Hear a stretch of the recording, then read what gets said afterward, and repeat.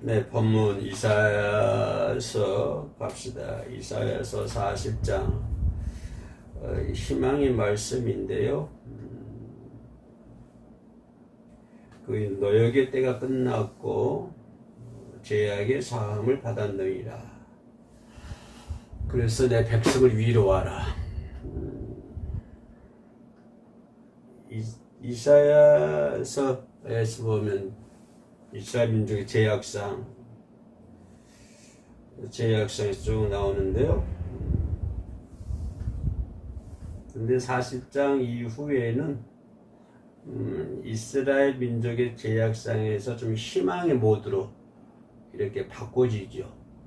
40장을 시점으로 해가지고 그것이 BC 약 한 700년경에 690년경에 작성된 건데요. 이스라엘 민족의 제약상,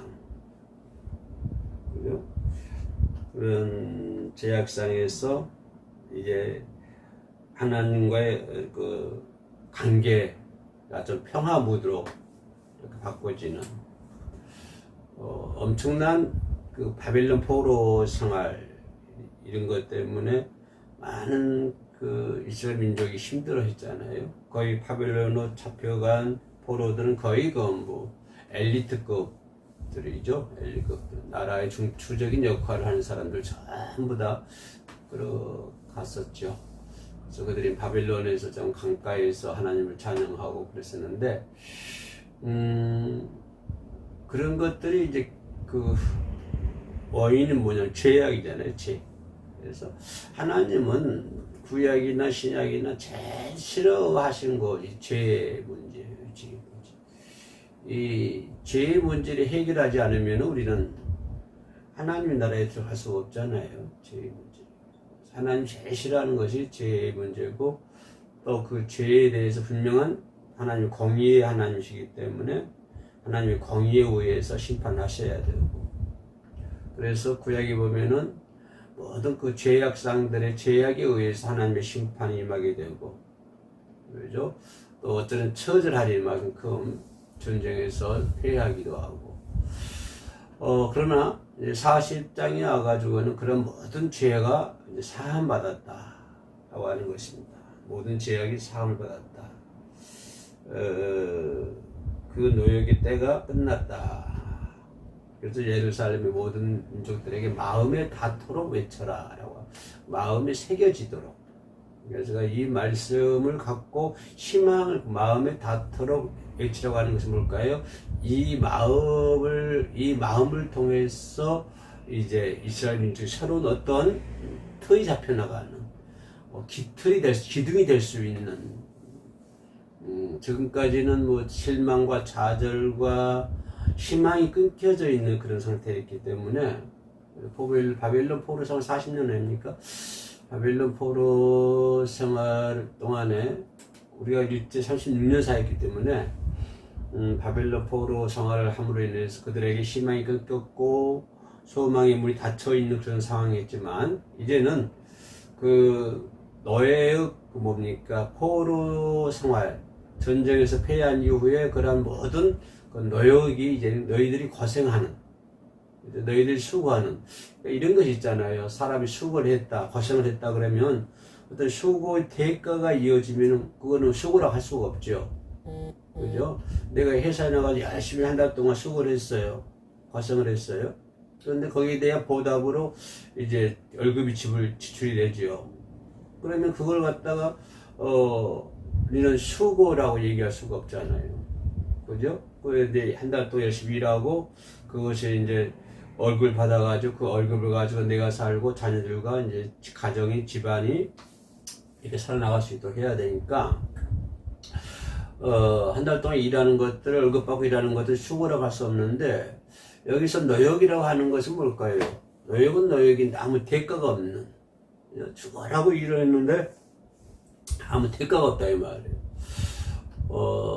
참 이런 것들이 노역이지, 이런 것들이 헛수고죠, 노역이고. 그래서 이러한 이스라엘 민족의 그런 노역, 그런 수고가 이제 끝이 났다고 하는 것입니다. 끝이 났고 모든 죄 사함을 받았다. 그래서 이제 너희들에게 어떤 새로운 희망의 이제 대로가, 희망의 문이 활짝 열린다. 그죠? 그러니까 하나님과 이 관계가 이제 어떤 평화 모드, 평화, 이런 관계가 형성이 됐다라고 하는 것인데, 이런 과정 속에서 하나님께서 이사야 40장 1절에서 뭐라고 얘기하시냐면, 내 백성을 위로하라, 이 말이거든요. 백성을 위로하라. 그래서 우리 크리스찬들이 가져야 할 덕목이 뭐냐면, 백성들을 위로해야 된다고 하는 것입니다. 우리 주변에는 위로받을 사람이 많잖아요. 사람이요, 어떤 상처를 받고 위로를 받지 않으면 사람이 묘하게 변해버립니다. 그 어떤 정도에 따라서, 어느 정도에 따라서 아주 심하게 변할 수도 있어요. 어떤 상처를 딱 받게 되면은, 누군가의 위로를 받아야 되거든요. 위로를 받아야 되는데, 그 위로를 받지 못하면 사람이 아주 강팍해지고요. 어떤 사나워지기도 하고, 애로워지기도 하고, 슬퍼지기도 합니다. 그래서, 사람이 다 그래요, 사람이. 깊은 상처를 받게 되면, 깊은 상처를 받았는데 아무도 위로를 안 해줘.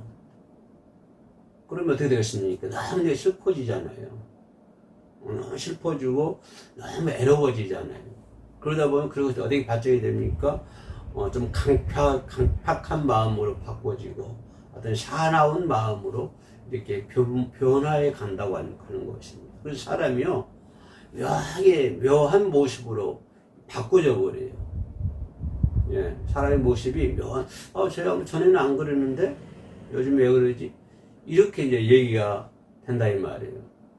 그래서 반드시 어떤 상처를 받으면, 인간 상처를 받으면, 누군가로부터 위로를 받아야 되는데, 우리가 그 역할을 해야 된다고 하는 것입니다. 그런데 하나님께서 그 말씀을 해요. 하나님께서 오늘 본문의 1절에서 뭐라고 해요? 너희 하나님 이르시되, 너희는 위로하라. 내 백성을 위로하라. 짧은 구절이지만, 위로하라고 하는 말이 두 번이 반복이 됩니다. 그래서 성경을 보면서 반복된 말씀 매우 중요하다고 그랬죠?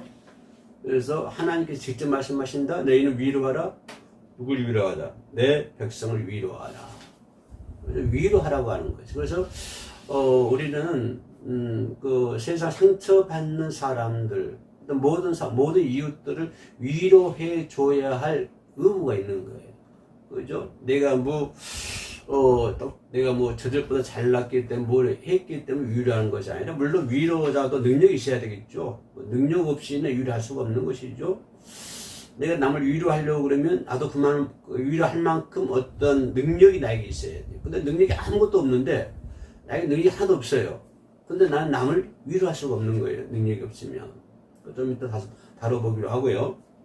아무튼 간에 하나님께서는 내 백성을 위로하라 라고 얘기합니다.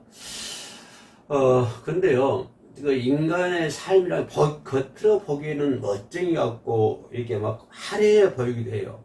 그죠? 겉으로 보기에는 아주 사람들이 화려해 보이기도 하고 막 행복해 보이기도 합니다. 예. 겉으로 보기에는 그래요. 모든 사람이 저 사람이 행복하다 보다, 아주 화려하다, 이렇게 모든 사람이 그렇게 살아갑니다. 그러나 그 사람의 내면을 바라보면은, 그죠? 겉으로는 그렇지만, 겉으로는 행복해 보이고 화려하게 보이고 우리 멋있다 이렇게 보이지만, 그러나 그 사람의 내면의 세계에 들어가다 보면 어쩔 거예요? 지치고 시달리고 고통을 당하고 살아가고 있습니다. 겉에만 번지래요. 요즘 또 시대가 시대인 만큼 어려운 시대의 그 터널을 지나가고 있잖아요. 빨리 좀 터널 다 끝났으면 좋겠는데, 참 겉으로는 그렇게 화려하지만 그 내면의 세계는 고통받고 시달리고 그렇게 살아가고 있습니다. 사랑이 없는 사람은 다른 사람을 이해할 수도 없어요. 다른 사람의 마음이라든가, 다른 사람의 슬픔이라든가, 다른 사람의 어떤 근심, 이런 것들을 이해하지 못합니다. 어떤 사람이 사랑이 없는 사람, 사랑이 없어요. 강팍한 사람이에요. 근데 그 강팍한 사람이 다른 사람의 어떤 마음, 어떤 슬픈 마음이나 사람의 마음이나 어떻게 근심을 이해할 수 있겠습니까? 이해할 수 없는 거예요. 사랑할 수 있는 사람, 사랑이 없는 자는 할 수 없고, 사랑이 있는 사람만이 다른 사람의 어떤 고통과 슬픔을 이해할 수가 있는 것이죠. 그래서 인간은 어떤 형태냐면, 인간은 그 여리고로 지나가다 강도를 만난 그 사람 있잖아요. 강도 만난 사람. 여리고 내려가다 강도 만난, 그런 강도 만난 사람과 똑같다고 하는 것입니다. 인간이라고 하는 것이. 그죠?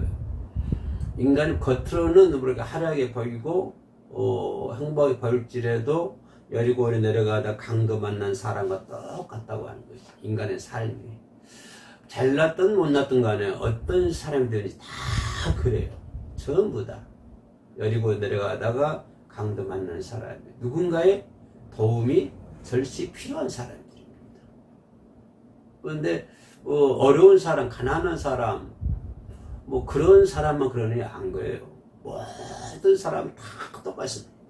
권력을 가지고 있든지, 우리나라 권력 가지고 있는 사람들 보세요. 그들의 정말이 행복했습니까? 우리나라 역사에 보다 세계적인 역사를 보더라도 훌륭하신 분도 있습니다만은 그 권력가들의 히틀러라든가 나폴레옹이라든가 우리나라 역사를 보더라도 전두환이라든가 이런 사람 보면은 그 권력이 그 말로가 행복하지 못했잖아요. 그러니까 어떤 학위가 몇 개 있다든가 권력이 있다든가 그런 사람도 전부 다 여리고 내려가다가 강도 맞는 사람과 똑같다고 하는 것입니다. 모든 사람이 다 똑같다고 하는. 그런 사람은 그렇다고 한다면 모든 사람들이 여리고를 내려가다 강도 만난 사람과 똑같다고 한다면 분명히 이 사람들은 누군가의 위로를 받아야 된다고 하는 것입니다. 그런 견지에서 보면 세상 모든 사람들은 다 위로받기를 좋아해요. 위로를 받아야 되는 거예요. 여러분은 위로받고 싶지 않습니까? 너무 아마 누구한테도 위로받지 안 하면 슬프잖아요. 그죠? 애롭잖아요. 위로받잖아요. 그러니까 많이 가지고 있어도 마찬가지예요. 여리고 내려가는 사람은 다 그런 여리고 내려가는 강도 만난 사람들 같기 때문에 우리는 이렇게 다 위로해 주셔야 되는데, 그런데 최고의 위로자는 누구냐? 최고의 위로자는 주님이시라고 하는 것입니다. 주님이 최고의 위로자예요. 그분이 왜 그러냐면 그분을 보세요. 그분의 삶을 보세요. 그분의 삶을 때리고 십자가에 못 박고 채찍으로 때리고 침을 뱉고 욕을 하고 그러잖아요. 그런데 그렇지만 주님은 뭐라고 했어요? 그들을 그 원수들을 향해서 사죄의 은총을 바라지 않습니까? 자기를 채찍으로 때리는 사람, 그런 사람을 사죄의 은총을 바라는 거예요. 할 수 있겠습니까? 못하지요, 보통 인간들은. 그래서 나를 십자가에 못 박은 사람, 그 무리들 향해서 사죄의 은총을 바라고, 그죠? 채찍을 때리는 사람들 사죄의 은총을 바라고, 그죠? 그래서 이 세상 최고의 위로자는 누구다? 예수 그리스도라고 하는 것입니다. 주님이 최고 위로자라고 하는 것입니다. 왜냐하면 그는 사죄의 은총을 바라는 그런 기도를 하지 않습니까? 저들이 죄를 알지 못한다. 아버지여, 저들의 죄를 용서해 달라. 최고같이 위로자 있잖아요. 최고같이 위로자. 그래서 위로하는 사람이 사랑이 풍성해야 된다고 하는 것입니다. 사랑이 있어야 위로할 수가 있는 것이죠. 또 생각해 볼 수 있는 것은 어떤 위로하기 위해서는 통찰력이 있어야 되잖아요. 통찰력이 있었고 지혜가 있어야 되잖아요. 통찰력도 하나도 없어요. 지혜도 하나도 없어요. 위로할 수가 없는 거예요. 그죠? 예수님은 어렸을 때 모습이 잘생기 나타나지 않잖아요. 근데 12살 때 생기 보면 나타난 거 있는데 부모를 따라서 유월절을 지키기 위해서 예루살렘으로 12살 때 예수님께서 12살 때 12살 때면은 뭐 초등 4학년 정도 되나요? 초등학교 4학년. 그러니까 내가 처음에 예수 믿을 때 초등학교 4학년 때 했으니까 비슷하네요. 12살 때 이제 유월절 지키기 위해서 부모의 손을 잡고 예루살렘에 들어갔었습니다. 근데 그때 그 성경학자들, 랍비들과 선생님들과 이 성경 얘기를 나누고 있어요. 그죠? 성경 말씀에 대해서 듣기도 하고 묻기도 하는데 이 듣는 자가 그 지혜와 그 대답을 아주 기이하게 여기는 거예요. 어떻게 12살 먹은 아이가 저렇게 할 수 있느냐. 그죠?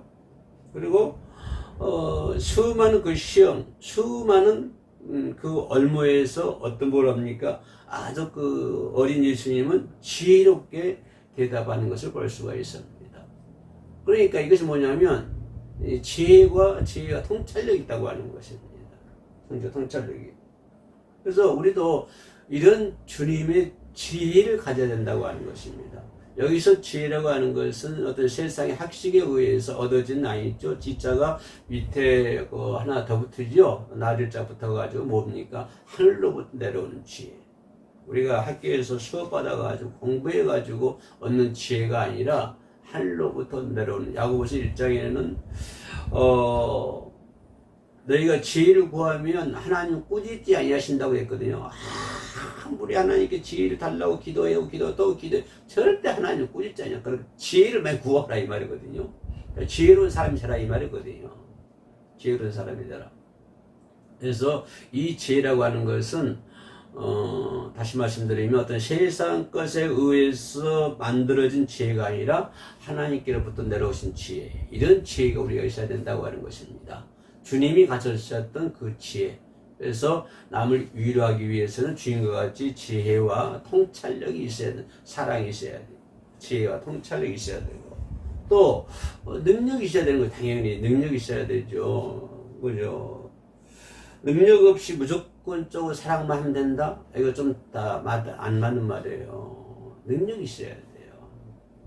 능력 없이 무조건 사랑만 해야 된다? 그것은 아니고, 그건 안 되고요. 뭐냐면, 모든 고통을 해결할 만한 능력이 있어야 된다고 하는 것이.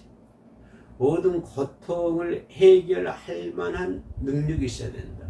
그러면 여리고에 내려가던 강도 만났습니다. 모든 사람들이, 온 인류가 전부 다. 그런 사람들을 우리가 위로하기 위해서는 그들의 고통을 해결해 할 만한 능력이 나에게 있어야 된다고 하는 것입니다. 그래야 우리는 보세요. 사마리 여인이 뭡니까? 내려가다가 그 환자를 이렇게 데려다 주고 치료해 주고 또 부족하면 어때 더 지불하겠다. 이건 능력이 있어야 되잖아요. 그죠? 그들을 지불해야 되고. 그죠? 그러니까 그들의 고통을 해결해야 할 만한 능력을 갖추고 있어야 된다고 합니다. 예수님께서도 뭐 병을 고치고 바다 위를 걷기도 하고 죽은 자를 살리시기도 하고요. 그죠? 파도까지 잔잔하게 하시는 그런 능력이 있잖아요. 그런 능력이 있어야 되거든요. 그럼 우리들도 그런 주님을 통해서 그런 능력을 우리가 부여받아야 된다고 하는 것입니다. 그런 주님을 통한 능력을 가지고 있어야만이 우리가 위로자가 될 수 있다고 하는 것입니다. 이게 무슨 말이냐면 우리가 주님을 잘 생기고 그죠? 잘 생겨서 주님과의 아주 철두철미한 어떤 관계가 돼서 주님께로부터 오는 능력, 주님께로부터 오는 어떤 사랑, 주님께로부터 오는 지혜, 주님께로부터 오는 통찰력, 그죠? 주님께로부터 어떤 모든 것, 그런 것들을 내가 받아가지고, 자, 그것을 가지고 내가 뭡니까? 백성들을 위로해야 된다고 하는 것입니다. 그런 것도 아무것도 없이 내가 뭘 가지고 위로할 수 있겠어요? 그죠? 내가 주님이 예수님의 이름으로 기도하면 그 베드로와 요한이 양문 올라가다가 내게 줄 것 없으나 금과 은은 없으나 주 나사렛 예수 이름으로 일어나라.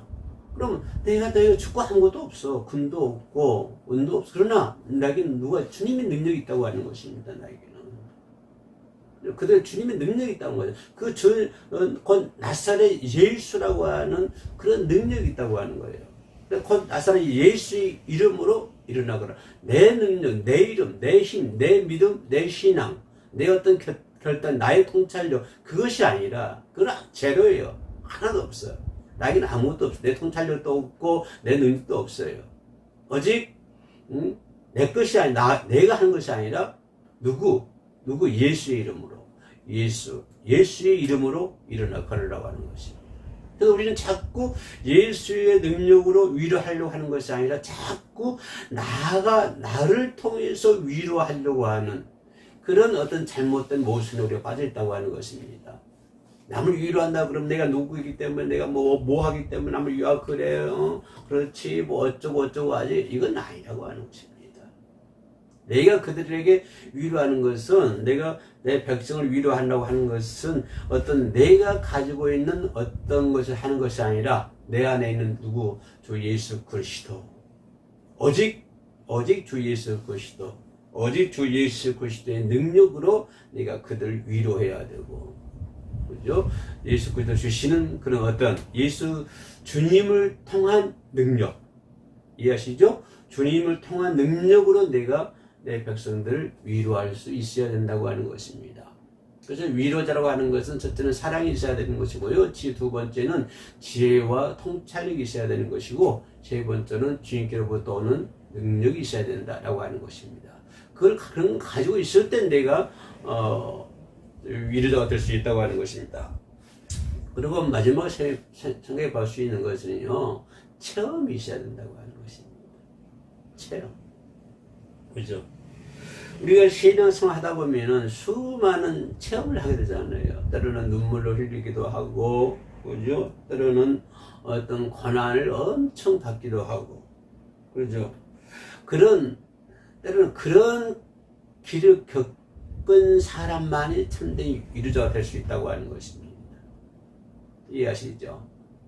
내가 어떤 수많은 체험, 수많은 고통을 통해서 그런 것을 겪은 자만이 참된 위로자가 될 수 있다고 하는 것입니다. 어떤 사람이 엄청 정말 여리고 내려가는 강도처럼 엄청 고통을 당하고 있어요. 고난을 당하고 있어요. 이 사람 위로를 해야 돼. 근데 내가 그거 경험해보지 않았어. 그럼 그 사람 심정 이해할 수 있겠어요? 이해할 수 없는 거예요. 그래서 내가 어떤 체험이 있어야만이 어떤 그런 고난을 겪은 어떤 그런 체험들이 있어야만이 우리는 진정한 위로자가 될 수 있는 것입니다. 그죠? 체험을 가지고, 하나님의 사랑을 가지고, 그죠? 내가 겪은 체험을 가지고, 그 체험에다가 하나님께 주신 사랑을 가지고, 주님께 주신 능력을 가지고, 그 능력과 체험을 가지고 내가 기도할 때, 그죠? 기도할 때 우리는 진정한, 백성들을 위로할 수 있는 것입니다. 그래서 하나님 그러잖아요. 내 백성, 내가 너에게 이른다. 모든 일을 뭐라고 했어요? 본문에서 하나님 너희는 위로하라. 내 백성을 위로하라. 여기에 항상 머리에 담고 있어야 돼요. 너희는 위로하라. 내 백성을 누구 백성이? 하나님 백성이거든요. 내 백성 아니잖아요. 성경 말씀에 하나님의 백성 얘기하거든요. 내 백성 얘기하거든요. 우리는 하나님의 백성을 위로하는 거예요. 내가 내 백성을 위로하는 건 아니죠. 하나님의 백성을 위로해야 된다고 하는 것입니다. 그래서 능력이 있어야 되고요. 어떤 체험이 있어야 됩니다. 그리고 우리 하나님 말씀을 가지고 위로를 해야 되고, 그죠? 또 하나님의 나라의 소망을 전할 때 그는 진정한 위로가 될 수 있고요. 왜냐하면 소망이 없는 것은 결국 죽음입니다. 죽음. 그죠? 소망이 없으면 절망이고 죽음이에요. 또 위로자에게 위로를 받아야 할 사람에게 소망이 전혀 없어. 그러면 그건 죽음과 또 마찬가지예요. 죽음과 절망이에요. 지옥이에요. 지옥. 그렇기 때문에 우리는 위로자가 되기 위해서는 예수 그리스도 이름으로 기도하고 그 능력으로 행사하고 또 천국의 소망을 줄 수 있어야 된다고 하는 것입니다. 그래야만이 진정한 위로자가 될 수 있습니다. 진정한 위로자는 사랑이 풍성해야 되고요. 또 지혜와 통찰력이 있어야 되고요. 그죠? 또 뭐가 있어야 됩니까? 주님께로부터 오는 능력이 있어야 되고, 또 체험이 있어야 된다. 그래서 진정한 모든 백성이 전부 다 위로를 받아야, 나도 위로 받아야 되고, 여러분도 위로 받아야 돼요. 그죠? 모든 백성은 다 여리고로 내려가는 강도 맞는 사람들과 똑같습니다. 그러니까 진정한 하나님의 위로자가 되시기를 주의 이름으로 축원합니다. 기도하십시다. 은혜로우신 아버지 하나님 감사합니다. 하나님의 백성을 위로할 수 있도록 진정한 위로자가 될 수 있도록 도와주시옵소서. 영상으로 함께 예배에 참여하는 자들이 있습니까? 아버지께서 위로해 주시고 능력의 장중에 붙잡아 주시옵소서. 주님을 의지하며 나사렛 예수님의 이름으로 기도 올립니다. 아멘.